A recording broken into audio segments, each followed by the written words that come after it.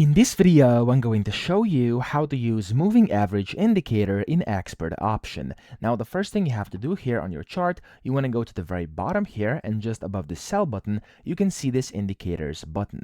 You want to click on this button over here, and to use the moving average, you'll be able to find it over here. So it says moving average under new. You want to click on it, and then here you can select the different metrics, so we can change period and the type as well. And then here you could also select the color you want to display in, and then you'll be able to press confirm, and it's going to now show over on your chart. Now, a moving average indicator actually just smooths out price data to help identify trends and show support or resistance levels. And what this does, basically, it works by calculating the average price of an asset over a specific period, which is then recalculated as new price data becomes available. Okay, so basically what you're doing this by averaging prices over time, it filters out short-term noise and makes it easier to see the overall direction of a trend. Okay, so in case you are wondering what it does, this is what it does, as I've just explained it. So if you want to use it, you can then see it here on the chart, and then you can just click on down here at the bottom on the indicators button again.